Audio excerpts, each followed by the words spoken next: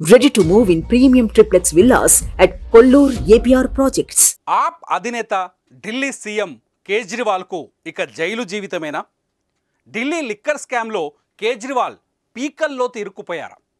MLC కవితను కేజ్రీవాల్ను కలిపి విచారిస్తే మొత్తం గుట్టు రట్టవుతుందా?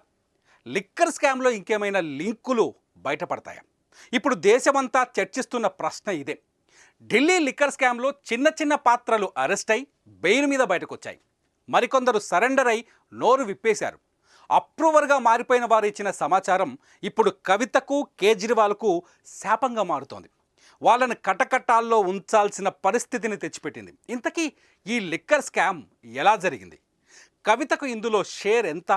కేజ్రీవాల్కు అందిన డబ్బెంత? ఓసారి చూద్దాం.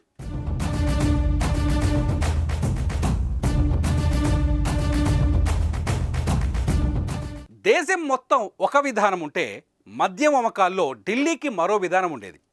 మద్యం షాపుల్లో 60% ప్రభుత్వం ఆధ్వర్యంలో నడిస్తే మిగతా 40% ప్రైవేటు వ్యక్తులు ఎక్కువ ఇచ్చేవారు. దీంతో లిక్కర్ నుంచి సర్కారుకు ఆదాయం చాలా తక్కువ వచ్చేది. అయితే ఈ పాలసీని మార్చి లిక్కర్ ద్వారా ఆదాయాన్ని పెంచే కొత్త పాలసీని రూపొందించాలని 2021లో కేజ్రీవాల్ సర్కార్ని ఆలోచించింది. ఆ ఆలోచనే ఇప్పుడు దేశవ్యాప్తంగా సంచలనం సృష్టిస్తున్న లిక్కర్ స్కామ్కు పురుడు పోయటం. కొత్తగా వచ్చిన లిక్కర్ పాలసీ ప్రకారం ఢిల్లీలోని మద్యం దుకాణాలను పూర్తిగా ప్రైవేటు వ్యక్తులకు ఇచ్చారు. కొత్త పాలసీ ప్రకారం మొత్తం ఢిల్లీలో 849 మద్యం దుకాణాలకు లైసెన్స్ ఇచ్చారు.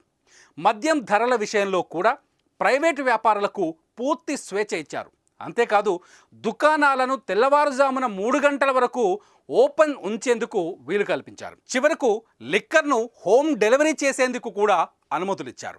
గవర్నమెంట్కు ఆదాయం పెంచాల్సిన లిక్కర్ పాలసీ ప్రైవేటు వ్యక్తులకు ఆదాయం పెంచడంతో అనుమానాలు పెరిగిపోయాయి.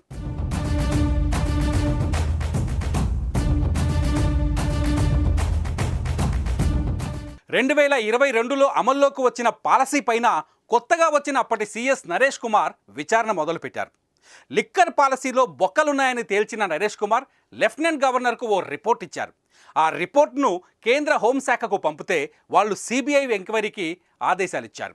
ఈలోపు తేరుకున్న కేజ్రీవాల్ సర్కార్ కొత్త లిక్కర్ పాలసీతో లాభం లేదని రద్దు చేస్తున్నట్టు ప్రకటించింది.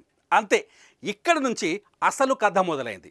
అటు రాజకీయంగా ఇటు ఇన్వెస్టిగేషన్ సంస్థల ద్వారా ఢిల్లీలో అధికార పార్టీ అయిన ఆప్పై అటాక్ స్టార్ట్ అయ్యాయి. అటు బీజేపీ నేతల విమర్శలు, ఇటు ఈడీ సిబిఐ అధికారుల సోదాలతో ఢిల్లీలోని ఆప్ సర్కార్ తల్లడిల్లుడు మొదలైంది. 2022 నుంచి ఛాన్స్ దొరికినప్పుడల్లా లిక్కర్ స్కామ్తో ఆప్ను గిల్లుతూనే ఉంది కేంద్ర ప్రభుత్వం. అది ఇప్పుడు సీఎం కేజ్రీవాల్ అరెస్టు వరకు వచ్చింది. కథ ఢిల్లీది, స్కామ్ ఢిల్లీది. మరి తెలుగు రాష్ట్రాల్లోని గల్లీల్లో అలజడి ఎందుకు? ఇందులో తెలంగాణ మాజీ సీఎం కూతురు కవిత ఎప్పుడు ఎంటర్ అయింది అంటే అసలు ఆ పాలసీని రూపొందించిందే కవిత అన్నది ఇక్కడ ఈడీ సిబిఐ చేస్తున్న ఆరోపణ. కవితతో పాటు ఏపీ ఎంపీ మాగుంట శ్రీనివాసులు రెడ్డి, అరబిందో శరత్ చంద్రారెడ్డితో పాటు మాగుంట కుమారుడు రాఘవ వీళ్ళంతా ఇందులో ఇన్వాల్వ్ అయ్యారని 2 దర్యాప్తు సంస్థలు మొదటి నుంచి ఆరోపిస్తున్నాయి. కొత్త మద్యం పాలసీతో ఢిల్లీలో కొత్తగా వచ్చిన మద్యం షాపులకు లిక్కర్ను సరఫరా చేసేవాళ్ళు, మద్యం షాపుల టెండర్లు పాడుకున్న వారు ఇద్దరూ కవిత కనుసన్నల్లో నడుస్తున్న సౌత్ గ్రూప్ సూచించిన వారే అన్నది ఇక్కడ ఈడీ సిబిఐ చెబుతున్నమాట. కవిత తరఫున హైదరాబాదుకు చెందిన లిక్కర్ వ్యాపారి రామచంద్ర పిళ్ళై ఈ వ్యవహారాన్ని నడిపించారని తెలుస్తోంది. Ramachandra Pillai, auditor Buchibabu, Abhishek Boinpally south group నుంచి పనిచేస్తే ఆమ్ ఆద్మీ పార్టీ తరఫున విజయ్ నాయర్ పనిచేశారని చెబుతోంది ఈడీ సిబిఐ.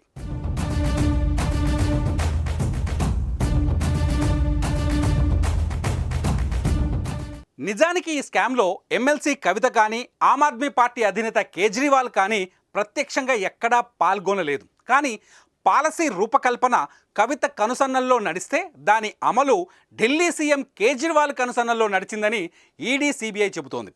కొత్త లిక్కర్ పాలసీలో చూపించిన 12% లాభాల్లో 6% లాభాన్ని ఆమ్ ఆద్మీ పార్టీకి అందించాలన్నది ఫైనల్ ఒప్పందమని చెబుతోంది సిబిఐ. ఇందులో భాగంగానే ఆమ్ ఆద్మీ పార్టీ తరఫున పనిచేసిన విజయ్ నాయర్కు సౌత్ గ్రూప్ నుంచి లాబింగ్ నడిపించిన అరుణ్ రామచంద్ర పిళ్ళై 100 కోట్ల రూపాయలు అందించారని, ఆ డబ్బు అప్పటి ఢిల్లీ ఉప ముఖ్యమంత్రి మనీష్ సిసోడియాకు చేరాయన్నది సిబిఐ వాదన.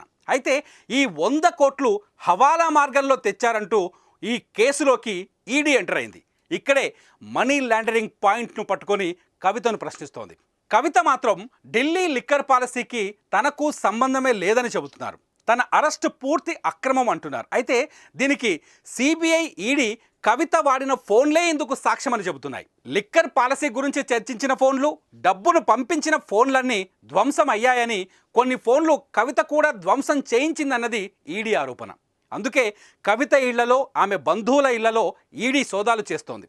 ఇటు కవిత దగ్గర పనిచేసిన పిఏలు, ఇతర సిబ్బంది ఇళ్లలోనూ సోదాలు చేస్తోంది ఈడీ. సౌత్ గ్రూప్ నుంచి ఎమ్మెల్సీ కవిత, ఆమ్ ఆద్మీ నుంచి కేజ్రీవాల్ కలిసి ఢిల్లీ లిక్కర్ పాలసీని రూపొందించి అందులో భారీ ఎత్తున అవినీతికి పాల్పడ్డారంటున్న ఈడీ ఇప్పుడు ఇద్దరినీ అరెస్టు చేసింది.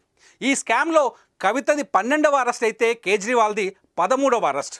దేశంలో ఎన్నికల హోరు కొనసాగుతున్న తరుణంలో ఈ ఇద్దరు బలమైన రాజకీయ నేతల అరెస్ట్ సంచలనంగా మారుతోంది. మోదీ సర్కార్ కావాలనే ప్రభుత్వ దర్యాప్తు సంస్థలను దుర్వినియోగం చేస్తోందంటూ ఇటు ప్రతిపక్షాలు ఆందోళనకు దిగుతున్నాయి. అయితే ఈ ఇద్దరు ఇప్పుడు అడ్డంగా ఇరుక్కుపోయారని చెబుతున్నారు రాజకీయ విశ్లేషకులు.